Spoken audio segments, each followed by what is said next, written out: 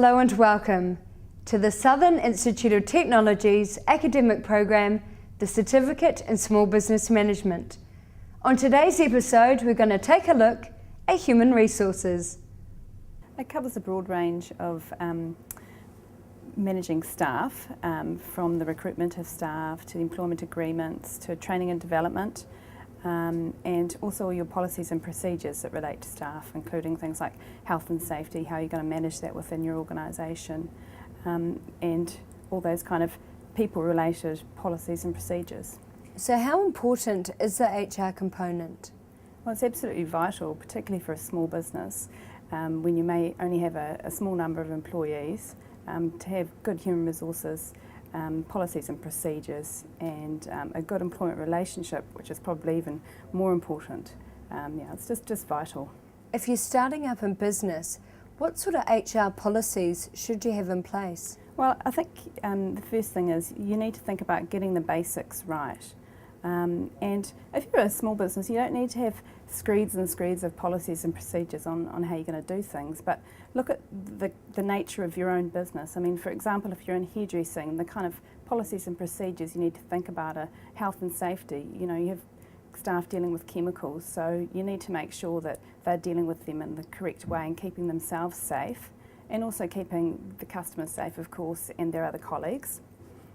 Also clothing, you might have some company rules around clothing if staff have to wear a uniform. Simple things around tea breaks, how you're going to manage those. Also, if we're thinking about hairdressing again, you might have a commission arrangement with some of your staff. There's some of the things you need to think about. So what are some of the legal obligations you have to staff?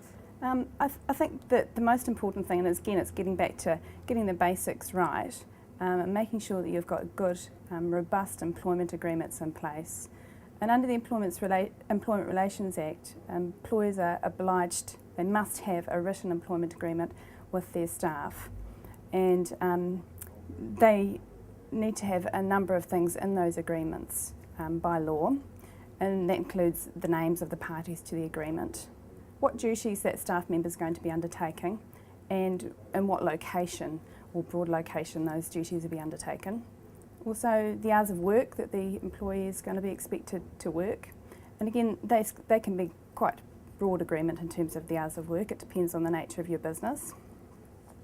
The rate of pay is another thing that you must have in your agreement, along with entitlement to holidays and annual leave, public holidays, and those kind of key things. Also in your agreement, you must have an employee protection agreement, and this is to do if your company is going through a restructuring or a sale, and that just has a process that an employer needs to follow if you're going into one of those situations. So if you're in a new business, how can you determine that you're secure enough to take on new staff? Well, I think that's a really hard one, and obviously you'd be talking to your accountant or your financial advisor about how you were getting on financially, what your projections were, and obviously the amount of work that you were undertaking or you could see that was going to be coming into your business, and then how you're going to handle that, just with yourself or your partner or whoever you're running your business with, then make an assessment about what staff you need and on what basis you need to employ them. And that's a really important one too, because you can employ people on a fixed term basis, but there are some quite strict rules around when you can employ people on a fixed term basis, and there has to be a genuine business reason for doing that, and it has to be on reasonable grounds. So you need to give that some considerable thought before you did that. But also, of course, there's the option of hiring people on a casual basis, and that's kind of on a day by day or an as and when required basis that you would employ someone on a casual agreement. And those kind of agreements, the employee has, can say, no, I'm sorry, I can't come into work today. You just pick up the phone and think you needed someone extra that day, and that's what a casual agreement is. But generally, staff are employed on permanent agreements, and they may be a permanent part-time agreement. So you might think, okay, my business is really busy over the lunch period. I need someone from 11 till 2, but I need them every day of the week. So they would be a permanent employee, but they would be a part-time permanent employee. Okay, so that's different again to a fixed term. What advice do you have for businesses conducting interviews for the first time? I think have in mind exactly what you want from the job and what your ideal person is going to be to fill that job for you. And if you're advertising in the paper, obviously you would need to write an advert and that would have details about what the job is, what the duties are, the expectations of the employee, etc. And also some previous experience and qualifications that may be required. So you need to think in broad terms about all of those aspects. And then when you're interviewing people, make sure that you get the best you can out of people, because everybody's nervous in an interview situation, including usually the interviewer. So try and make it as a relaxed situation as possible. And it's also really useful to conduct an interview in the sense where you're getting people to explain to you how they've done something in the past. Okay, we call it a behavioural event type interview. And so you would say, tell me about a time when you've worked under pressure. And that person would have to give you an example from their previous experience of when they have had to work under pressure, and thereby hopefully demonstrating that they can do that. Are there ways to ensure that previous employment details are correct? Absolutely, and if you've made a decision on that you're going to employ someone, before you tell that person or before you make your final decision really, you should do some telephone interview, referee checking, and ask the person that you've interviewed to give you some names of their referees, and at least one of them should be a current manager, okay, so the job that they're currently doing or have most recently done, a manager or a person they've been reporting to. And that's the most, the best way really to get an indication of their previous work history, honesty, integrity, trust, that kind of thing. And also, if it's been in a similar industry, you know, their ability to do the job as well, of course. If you're new to business and haven't dealt with HR much before, are there people you can go to for advice? Absolutely, and the Department of Labour has a website that people can go to, and that has a lot of advice on there. They also publish, I've got some here, they publish some employers' guides on a variety of topics. They have a number of fact sheets that employers can print off and use. And of course there's also people like ourselves who provide human resources advice, or if you do get into dire straits, an employment law expert. You know, there's plenty of those around as well. E. Hayes & Sons Limited is a family business that dates back to Central Otago close to 100 years ago.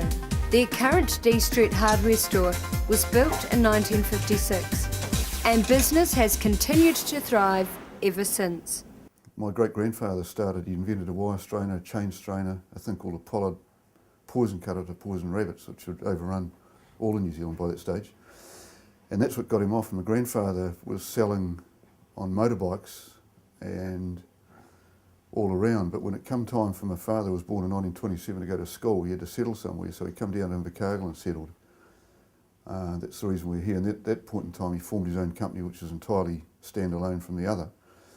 And the first premises we had, we rented off the Railways Department in Levin Street, and it was $2.85 a week, or £1, shillings and pence in those days. That's what it equated to. And that was in 34, so that was actually quite a bit of money in those days. So that's how we got established in Invercargill. So as a family business, how many family members are currently working here? Well, there was four, which was my father, but and my son and daughter, but he unfortunately passed away in 2005, so there's myself and my son and my daughter, 3 of us now. So how many staff in total do you employ? 45, or thereabouts. And we bolster that over and above with 5 casuals, which sees us through the weekends, because it takes the pressure off all their regulars working, you know, lots of extra overtime. So we've got 45 odd full-times. So what are the ways you determine when more staff are needed? Obviously there's times, like so Christmas time is a busy time for us, the summer. Like so today, at this time of the year, midwinter, is our quietest time for various reasons. But in the summer it's a lot busier, but we don't, at this time of the year you'd probably tend to try and get people on holiday a bit more and that sort of stuff, so that when you do need them, they're actually available to be there rather than, holidaying. There's certain times of the year we just don't allow holidays. We can't. So when going through the interview process, is there ways to ensure that the potential applicant's information is correct? Yeah, we would normally go where they give us referees, and most do. We would contact one, if not two, of those referees just to verify what they're saying. The employment application forms now are a lot more complex than they used to be too, so the interviews are a lot more in depth. You just want to make sure you get the right person, because if you don't, you can't get rid of them easily. So what other attributes are you looking for? You'd look for somebody with a bit of spark, some personality. Presentation's quite important, whether they can write properly, and the fact that if they've had previous experience, of course, that's always a bonus. But if they haven't, those other prerequisites that I just mentioned would be pretty much at the top of the pecking order here. So once you've done the initial hiring, what sort of contract do you put in place? We would put them on a trial basis for 3 months. And in actual fact, what we do is we employ them for 3 months, and we terminate their employment after 3, and then it's never happened. At that point, if they were no good, we wouldn't re-employ them, but that's never been the case. So that's the basis that we hire on. What are some of the legal obligations you have to staff? Well, we've got, there's laws set aside that you've got to, they're just there and you've got to work within them, which we do, and everybody else does too. But we've also got health and safety manuals, employment contracts, and staff manuals, which is pretty mandatory in any workplace. But that's what we've got, and then you just got to work within the law of the land, really. And more so now than you probably used to, but we've always been, I think, thought upon as reasonably generous employers. What sort of policies do you have in place regarding sick days and annual leave? Well, the annual leave's changed now because everybody gets 4 weeks a year, where it used to be 3 weeks, and on completion of 7 years, I think it was, the 4th week come into play. Well, everybody gets 4 weeks now, and the sick pay is just in compliance with what you require, what the requirements are. So yeah, but the 4 weeks that's just come into play in April the 1st, I think it was this year. How do you ensure that you're treating all staff equally? We pay a bonus scheme here if we get our targets, which we've had a good run at lately. Got it for the last 8 months in a row. We pay everybody a bonus, and if they're part-time, that's factored down to the hours they work based on a 40-hour week and downwards. So that's over and above their standard wage. It's quite a generous sort of a payout too. So that's done on a monthly basis, and that's paid into their account in the first payday after the end of the month, having achieved their bonus. If you're having problems with a particular staff member, what's the procedure you take regarding warnings? There's clear guidelines that you've got to work within, and if you don't, then you'll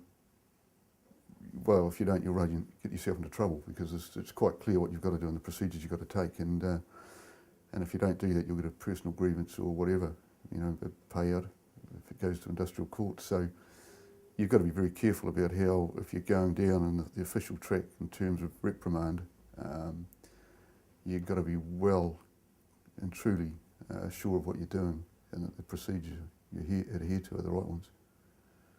Massive trouble otherwise. How do you deal with disputes and personal complaints? Okay, well, personal complaints or pursuits, there's always two parties involved. So really you've got to go to the individuals and find out exactly what each one's story is, and then just balance it up from there, because it's like everything, there's two sides to every story, and you're very dangerous to act with half the information. So you've got to glean all the information that you can, and then make your decision based on what you've what you've been told, and that's the way I handle it anyway. So that's the way that's the way we would approach that situation. So how important are team dynamics? Oh, they're very important. I mean, if you're not working towards all the same end, you know, if you've got everybody going in different directions, it'd be like herding cats. I mean, you just get nowhere. So, and pretty much we do have that culture in place. We've got a really good workforce. They're committed, they're loyal, they're good, and by and large, they're very good with customers. So, if you've got all those things in place, you've really got the fundamentals for a reasonably successful customer relationship, which, you know, customers are good for business. New Zealand Aluminium Smelters Limited owns and operates New Zealand's only aluminium smelter at Tiwai Point near Bluff. The smelter was established in 1971 and produces around 360,000 tonnes of aluminium every year. New Zealand Aluminium Smelters is the sole aluminium smelter in New Zealand and one of the largest aluminium smelters in the world, the 20th largest at the moment. And one of the things we're particularly proud of here is that we are in fact the largest producer of high purity aluminium in the world, and in fact we make the most pure high purity aluminium in the world. So how many employees do you have working here? We have approximately 800 full-time staff in our employ, and approximately 100 contractors as well to assist us. So how often do you recruit new personnel? It's an ongoing process, so as new roles fall vacant, or old roles fall vacant, we always are continuously filling those roles. So it's a continuous rolling process of employing new people. So what's the process you go through when hiring new staff? Well, it's very important for us to understand exactly what the requirements of a role are, and then from there look to get a person who fits those requirements. So we spend a lot of time when we recruit people determining and looking through our applicants to make sure that that applicant is a good fit for our role, and that ranges from their technical skill set. So if we're looking for an accountant, they need to have good accounting skills obviously, but also just in terms of their approach to life. So safety is very important to us as a business, and so we always look to make sure that we recruit people who have a good safety culture and are going to work safely at our plant. So with so many staff, how do you make sure that everyone's happy? That's a very good question, and it's very difficult to do. We put a lot of effort into communicating with our staff. So we have a semi-structured communication where everyone gets some feedback on what's happening in the business from their leader at least once a week, and then there is as kind of a cascade. So managers typically talk to their team members on a monthly basis, and the general manager, who's accountable for the operation of the whole plant, talks to everyone on site twice a year to give them an update on the business, give them an opportunity to ask him questions, and also it allows him to get a feel for what's important to the people who are working at the smelter. Now over and above that, we also have a program of employee opinion surveys. Now those are surveys we run every couple of years, and we ask everyone a whole battery of questions about what's important to them, what do they like, what do they not like, what would they like to see changed. And then once we've got that information, we can make some decisions about what we need to do as a leadership team. From a legal point of view, what are the rights of an employee? We probably don't tend to think of ourselves as being in a legal relationship with our staff. We like to think of our relationship as being one where we treat each other as equals, and so what's most important to us is that we treat our employees and our staff members fairly, and we have a number of systems that are available if people feel that they've been treated unfairly, that they can appeal those decisions and have them addressed and reviewed to make sure that people are treated fairly at all times. So what sort of policy do you have for annual leave and sick days? We have always provided staff with 4 weeks annual leave, and we have what's effectively an unlimited sick leave policy.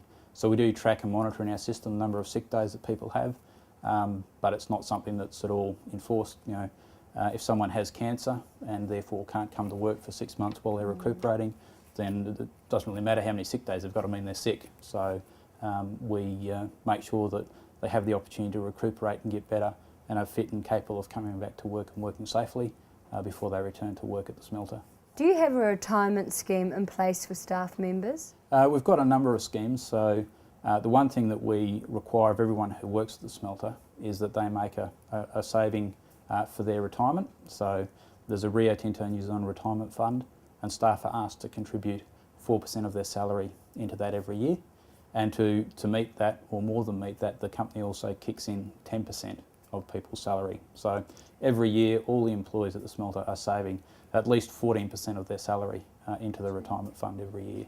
Now, over and above that, we have some people who save more because, obviously they want to live a certain lifestyle. But as a minimum, anyone who works at the smelter has to save 14% of their salary every year. Now, as well as that, we face a similar issue to most of New Zealand in that we have an ageing workforce. So the average age of our workforce is about 46 years of age now, and that means that we have a number of people who have been working at the smelter for 30 plus years. So we need to make sure that people are ready to make that transition from working full time to transitioning into whatever their life is going to be like when they leave the smelter. So we have a number of seminars where we get our staff to spend a day off-site with their spouse and go through what we call a life after TY. So it may not be retirement, it may be anything, whatever they want to do with their life, but just enables them to think about, do they have enough money? But more broadly than that, what do they want to do with their life when they leave the smelter? Do they want to travel? Do they want to spend time with the grandkids? Do they want to start a business? And we just give people some time out of the work environment to have those thoughts and have those discussions with their spouse there, because obviously their spouse is a very important part of their future, and enable them to prepare for the next stage of their life. How often do you revise your HR management? I guess it's either continuously and quite rarely. So we think that there are probably 3 questions that anyone who works at the smelter needs to know. They need to know, what's my job? What's expected of me? And then they need to know, and how am I doing? And then finally they need to know, what's my future? And so we have a process of sitting down with people and giving them feedback and defining their roles. We call it our work performance management system, that gives all staff at site the answers to those questions at least once a year. Now, that system has been in place for probably 10 or 15 years now, and we wouldn't look to change it because we just think it's fundamentally important information that all human beings want to know about the place they work. But having said that, the world changes, there's different technology, etc. So every year we have a look at the processes that we're using to answer those questions and see, do we need to do something different? Do we use a different technology? What's relevant for people these days to enable them to get that information to do a good job, but also be happy in the work they're doing and feeling they're making a contribution to the company. Now that we've met our businesses, what advice can they give on avoiding pitfalls in human resources? I think you've got to make it pretty clear of the people that you're employing what your expectations are. We do that via manuals and everything else, and one-on-one talks with them just to make it quite clear what we expect in all regards of their employment performance. And if you don't do that, it's not really being fair to the people that you're working with either. I think the key pitfall for me has been that we're all different as human beings, and you should never assume that what other people want is the same as what you want. And if you assume that other people want exactly what you want and treat them that way, then you're not going to get the outcome that you expect. And that what you need to do is understand what other people want from their life, from their career, and make sure that the role you're offering, the work you're offering, meets their expectations. And what's the biggest lesson so far that they've learnt in business? The most valuable one I've learnt, and it's a culture that we've developed here over the years, and it's one we live by, is that you've got to treat people as you would expect to be treated at all times, and anything less than that is simply not going to cut the mustard. And if you do that, go down that track, you'll really have people getting their back up against you, which can be the demise of your business or part thereof. Probably the most valuable lesson for me has been that working in a business is really all about working with people.